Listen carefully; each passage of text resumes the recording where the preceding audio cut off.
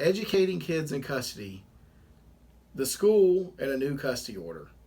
We are often asked, what should the schools know about the custody order? And what I always say is the school should have a copy of the most recent custody order. This allows the school to know who has access to the school, the teachers, and the records.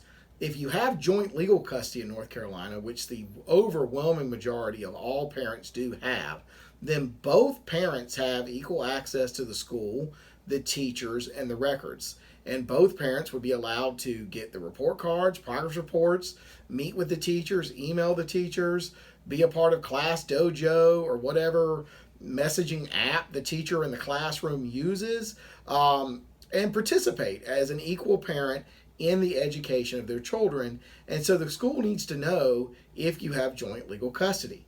If by some chance one parent has sole legal custody and the other parent is not allowed to have access to the school's personnel, or the records of the school needs to know that as well, which is why the school should have a copy of whatever the current custody order is.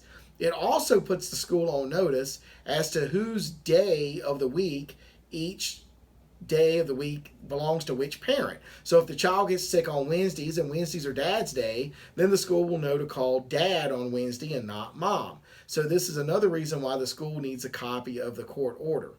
But the school is not the police, and the school is not the judge, and the school cannot prevent one side from doing something that violates the order or punish one side for doing something that violates the order. The school is just the school. They can make you aware of their concerns or if one parent is not following the order, but ultimately you've got to go back to court if somebody has violated an order, they're in contempt, they're doing something at the school that they should not be doing. If you need to modify your order, but you cannot hold the school responsible for being the judge or trying to stop the other parent from violating the order. The school can do a little bit, but it can't do a whole lot because it's just a school and it's there to educate all the children and your children and treat all the parents as best it can.